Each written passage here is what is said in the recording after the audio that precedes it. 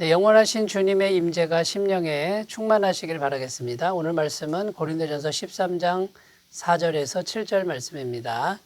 사랑은 오래 참고 사랑은 온유하며 시기하지 아니하며 사랑은 자랑하지 아니하며 교만하지 아니하며 무례히 행하지 아니하며 자기의 유익을 구하지 아니하며 성내지 아니하며 악한 것을 생각하지 아니하며 불의를 기뻐하지 아니하며 진리와 함께 기뻐하고 모든 것을 참으며 모든 것을 믿으며 모든 것을 바라며 모든 것을 견디느니라. 아멘. 네, 아가페 사랑의 속성에 대해서 계속 하나씩 살펴보고 있습니다. 오늘은 사랑은 자기의 유익을 구하지 아니하며 이 말씀과요. 또 악한 것을 생각하지 아니하며 이 말씀과 또 불의를 기뻐하지 아니하며 진리와 함께 기뻐하고 이렇게 세 가지 주제를 가지고 함께 은혜를 나누겠습니다. 첫 번째, 사랑은 자기의 유익을 구하지 않습니다. 이 아가페 사랑은 자기의 유익을 구하지 않는다. 이런 말씀인데요. 여기서 자기의 유익을 할 때 그 유익이라는 뜻은 자기 몫이라는 뜻입니다. 세상적인 말로는 자기 밥그릇 이런 의미가 있는 것이죠. 그래서 바보도 자기 밥그릇은 챙길 줄 안다 라는 말이 있듯이요. 이 자기 밥그릇은 굉장히 예민하고 또 중요한 문제라고 할 수 있습니다. 이 밥그릇을 건드리면 그 어느 누구도 가만히 있지 않는 것이 이게 세상적인 그런 모습이죠. 이 사람들 간의 그 다툼의 문제를 우리가 생각해 보면 결국 깊이 들어가 보면 다 밥그릇 싸움입니다. 자기 몫을 잘 챙기는 그런 싸움이 우리 인간사의 다툼의 본질이라고 할 수 있는 것이죠. 그래서 자기 몫을 이게 잘 챙겨주지 않으면 폭력을 쓰기도 하고요. 또 해서는 안 될 일을 서슴지 않고 행하기도 하는 것이 우리가 보통 보고 있는 그런 모습들이라고 할 수 있습니다. 그래서 이 자기 목 또 자기 밥그릇의 메인 인생이 돼버리면 절대로 행복해질 수 없다라고 하는 것이 성경의 가르침이라는 것이죠. 그런데 이제 우리 주님이신 예수님이 어떻게 하셨는가 우리가 오늘 좀 생각해 보길 원하는데요. 예수님은 한 번도 자기 권리를 주장한 적이 없으시다는 겁니다. 자기 몫을 챙기신 적이 없으시다라는 것입니다. 예수님은 하나님의 본체셨습니다. 하나님이셨는데 이 하나님이신 분이 한 번도 자기 몫을 챙기려고 한 적이 없다라고 하는 것이 이것이 참 놀라울 만한 이제 그런 사실이고요. 이 성경의 증언이라고 할 수 있는 것이죠. 성자 예수님은 육체에 계실 때도 성부 하나님께 권리 주장을 하지 않고 그저 눈물로 기도만 하셨다라고 성경은 증언합니다. 히브리서 5장 7절 말씀에 보면 그는 육체에 계실 때에 자기를 죽음에서 능히 구원하실 이에게 심한 통곡과 눈물로 간구와 소원을 올렸고 이렇게 증언하고 있고요. 그리고 겟세마네 동산에서 기도하셨죠. 십자가 지시는 전날 밤에 땀방울이 핏방울이 되도록 기도하실 때도 결론이 무엇이었습니까? 나의 원대로 마옵시고 아버지의 원대로 하옵소서라고 자신의 모든 권리를 다 내려놓는 이런 모습이 예수님의 모습이셨다라는 것입니다. 그리고 결국은 십자가에서 몸이 찢어지시고 또 피 흘려 죽으시는데 정말 도살장에 끌려가는 어린 양처럼 한마디 입을 열지 않고요. 또 그것에 대해서 말하지 않고 가셨다라는 거죠. 그것이 바로 예수님의 권리 포기의 정점이라고 할 수 있는 것입니다.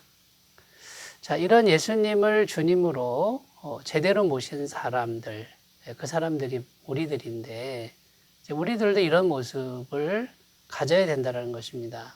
성경의 사도 바울의 모습을 보면요. 이 사도 바울은 마음에 이 아가페 사랑을 가득가득 담고 있었죠.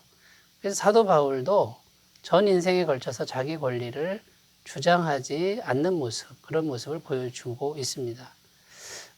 아내를 가질 권리가 있었습니다만 그걸 포기하고요. 또 교회에서 생활비나 사례비를 받을 권리가 있었지만 하나도 받지 않았다라고 성경은 증언하고요. 또 고기를 먹을 권리가 있었지만 믿음이 연약한 사람들이 시험을 받을 것 같으면 나는 영원히 고기를 먹는 걸 포기하겠다. 이렇게 고백하는 그런 삶을 보여주고 있습니다. 또 예수님을 제대로 만난 세리장 삭개오가 있죠. 돈이라 그러면은 최선을 다해서 움직였던 그 사람이 자기 소유의 절반을 가난한 사람들에게 내놓겠다라고 이렇게 고백한 모습을 볼 수 있습니다. 그러니까 아가페 사랑, 곧 예수님의 사랑을 제대로 마음에 만난 사람은 이런 제 목, 자기 밥그릇을 기꺼이 내놓을 수 있는 그런 마음이 된다라는 것입니다. 마리아라는 그 여인은요, 300데나리온이나 되는 나드 향유 옥합을 깨뜨렸습니다. 굉장히 귀한 거고 자기 결혼 지참금으로 준비한 것이죠. 그것을 예수님께 한 번에 다 깨뜨려서 드리는 그런 모습도 보여주고 있고요. 또 바나바를 비롯한 초대교회 성도들의 모습은 자기 소유를 다 팔아서 가난한 자들에게 주는 이런 믿을 수 없는 이런 일들을 했다라고 사도행전 말씀에 증언하고 있는 것입니다. 여러분, 그러므로 이 아가페 사랑의 본질이 뭐냐면요. 자기 것을 챙기는 것, 자기 밥그릇 챙기는 것을 이걸 내려놓을 수 있는 그런 속성을 가지고 있다라는 것이고요. 그것을 우리 인간 본성으로는 할 수 없지만 성령을 통해서 예수님의 마음이, 그 사랑의 마음이 우리 안에 들어오면 이것이 가능하다라는 것입니다. 자, 이제 질문이 생기는데, 그러면 내 밥그릇을 내주면 나는 어떻게 살 것인가? 라는 염려가 생길 수 있습니다. 이때 우리는 하나님을 신뢰하라. 우리를 사랑하시고 우리와 함께 하시는 하나님을 신뢰하라. 라는 답변으로 드릴 수 있겠습니다. 자, 우리의 몫을 우리가 내놓아도 하나님은 하나님의 몫을 우리에게 내어주신다라는 겁니다. 그 증거가 십자가에서 죽으신 예수님이고요. 독생자 예수님, 하나님 전부를 우리에게 내주셨다라는 것입니다.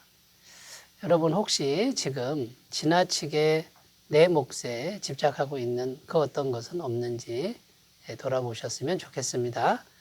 자, 두 번째는요, 아가페 사랑은 악한 것을 생각하지 않는다라는 주제입니다. 사랑은 악한 것을 생각지 아니하며 이렇게 기록하고 있고요. 자, 악한 것을 생각하지 않는다라는 이 의미는 태어날 때부터 착한 심성을 가지고 태어나서 이 사람은 거짓말도 하지 않고 남에게 해를 끼치지 않는 착한 사람이다. 이렇게 생각하기가 쉬운데 이제 그 의미보다 훨씬 더 깊은 의미가 있습니다.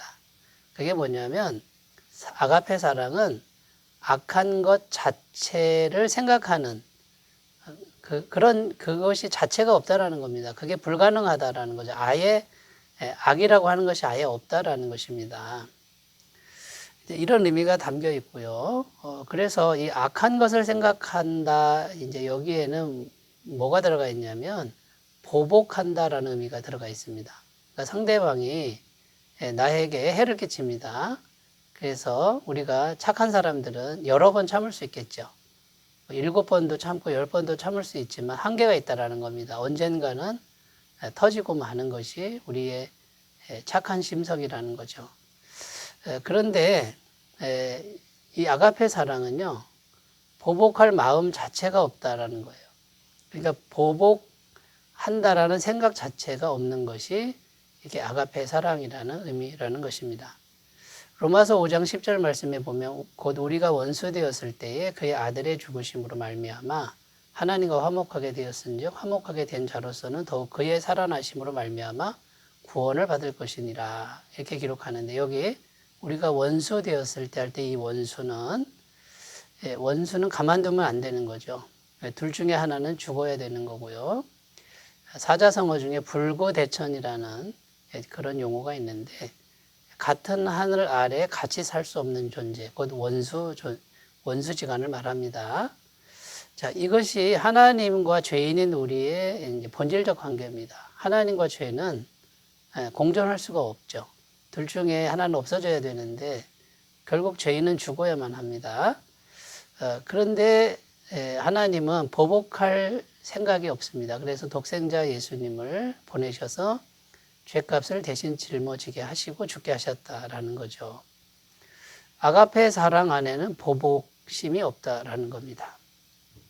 여러분, 그러므로 이런 아가페 사랑을 우리가 마음에 받을 수만 있다 그러면요, 우리 인간적 본성으로는 이 보복하고자 하는 마음이 생길 수밖에 없습니다만 그것을 극복할 수 있다라는 것입니다.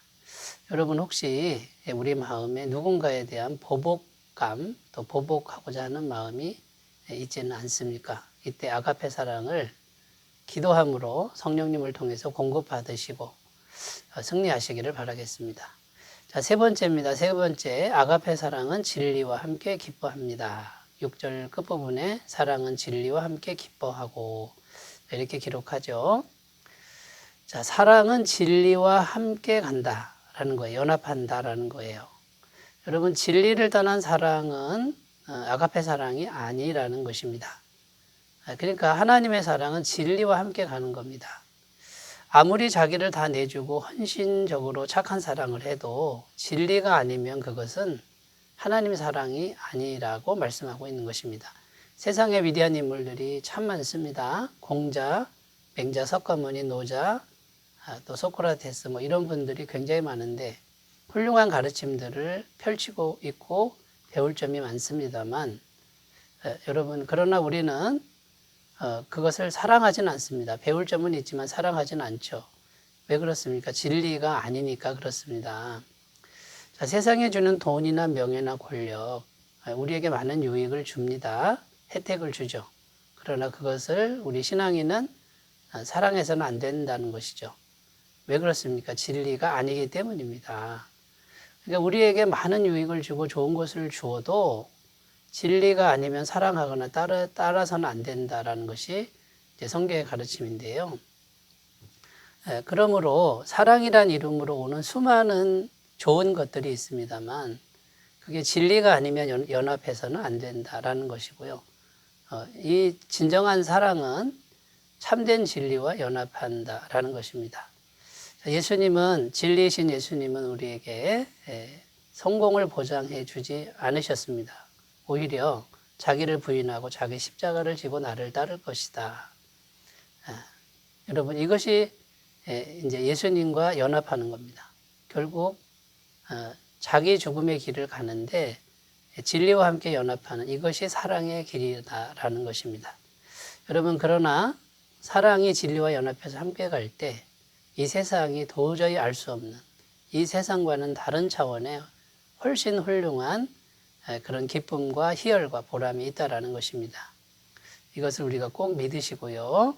진리와 연합하는 사랑, 이 속성을 따라가시는 귀한 삶이 되시기 바라겠습니다. 기도합니다.